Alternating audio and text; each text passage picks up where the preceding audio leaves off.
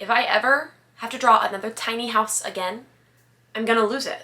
Hi, I'm Cass, and I spend a ridiculous amount of time recreating book maps for my bullet journal covers, and so today's victim was the Caraval map. Actually, today's victim was me, but that's besides the point. I really hope you enjoy, and let's just hop right in. Hello, my friends, and welcome to my September bullet journal setup.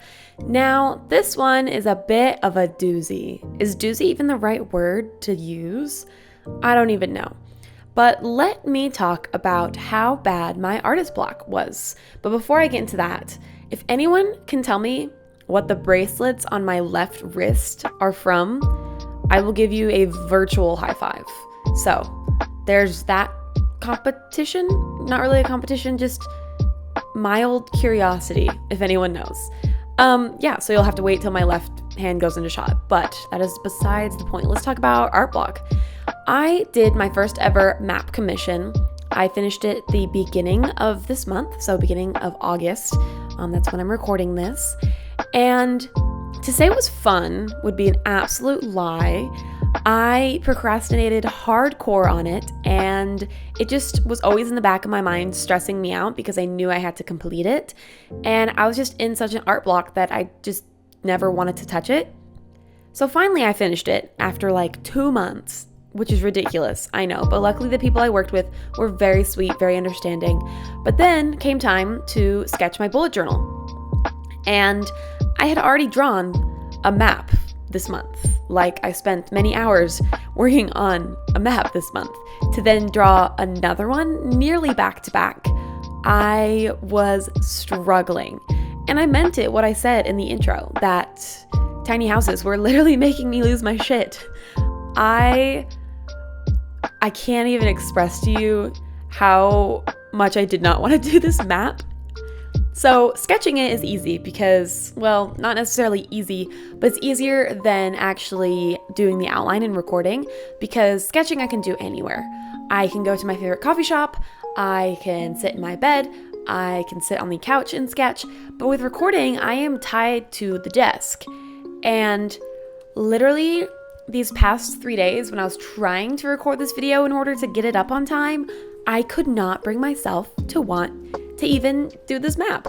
And it's so funny because all I'm doing here is just tracing my sketch. So it's not necessarily complicated. It just takes bloody forever. And yeah, I was just in absolutely no mood to do so. And I really, really forced myself to do this map and to do this cover page. So if it looks a little rough, I do apologize, but that is just the reality of being an artist and getting into a creative block and trying to push through it, but obviously it's not my best work. I just wanted it to be done. That's my honest statement there, I suppose. But this was the first month ever that I considered just not doing a bullet journal setup, nor a reading journal setup. It's hard for me to say that because I have been doing bullet journal videos since March of 2019, and on this channel, I've been doing bullet journal setups. This is the very start of year 3 for me because the very first bullet journal setup I did on this channel was back in September of 2020, which is insane. And back then, my channel was very bullet journal focused. All my videos, if you scroll back and look at the ones that I really want to private, but I won't, they're all bullet journal related, whether that be my bullet journal setup or my YouTube planner or bullet journal recreations. All my videos back in the day, which I can say because it was like 2 years ago, but it feels recent, but yeah, it feels so far away. They were all bullet journal videos. However, recently I have shifted my channel to be more of a booktube channel, but I do hate putting myself into a niche little box because even though I say I'm a booktube channel, I like vlogging about other things. And sometimes my reading vlogs, I also vlog other things that I'm doing. And I don't want to categorize myself as a booktube channel because I also post my K-pop concert experiences. So it's a little bit more, I guess, diverse than just booktube. But as a general consensus and a general kind of label. I could just say I'm a booktube channel, which means that I have really considered getting away from my bullet journal videos, which is so funny because those are the videos that typically do best on my channel. And a lot of people subscribe for my bullet journal and not for my reading vlogs, which I appreciate everyone who decides to subscribe regardless of the reason. But I just am not a bullet journal channel anymore. I do these setups, but they are still themed around books.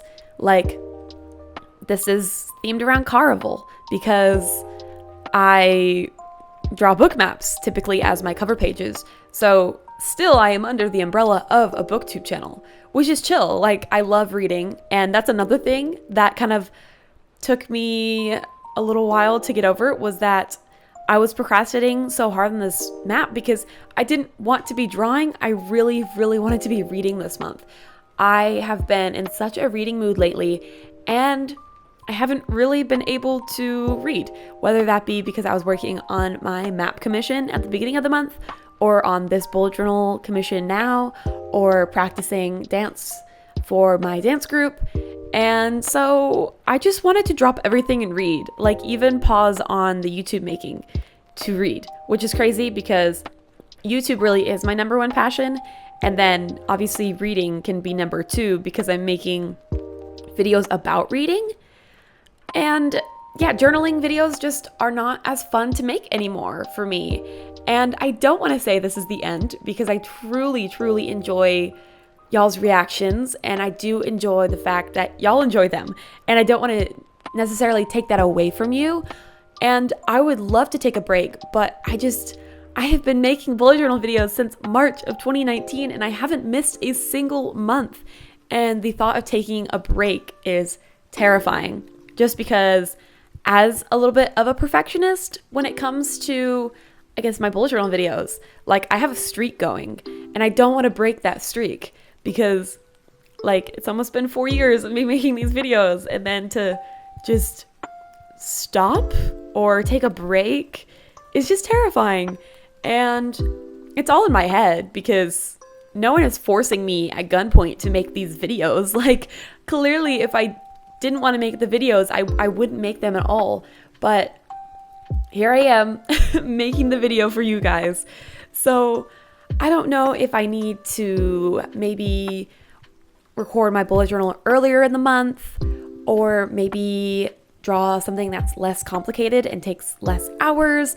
I'm not exactly sure what I need to do, but with this setup, I already did change a little bit of what I typically do, starting with all of my other spreads.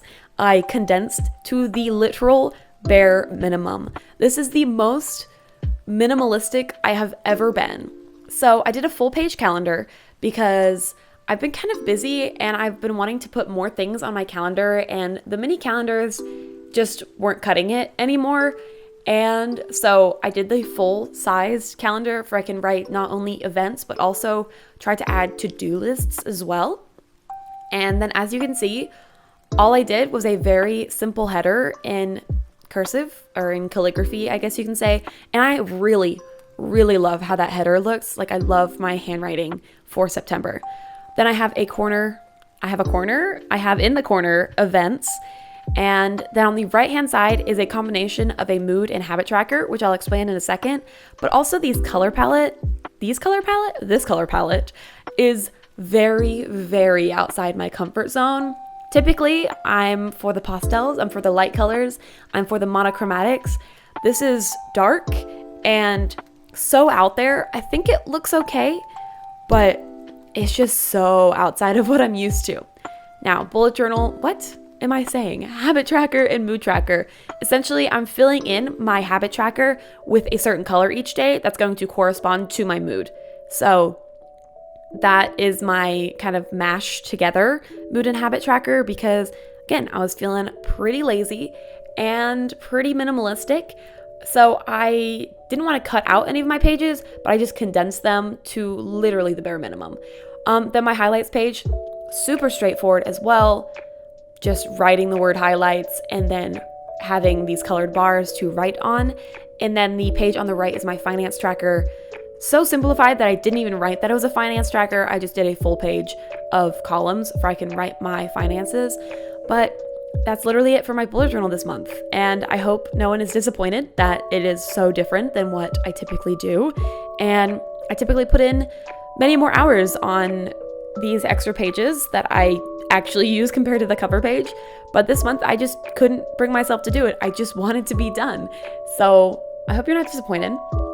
And I hope you enjoyed the setup regardless of what I guess the contents of the setup were. I hope you enjoyed listening to me ramble, and let me know if, I don't know, if you'd be okay if I stopped doing bullet journal videos, or maybe try a different technique of how I made my bullet journal videos.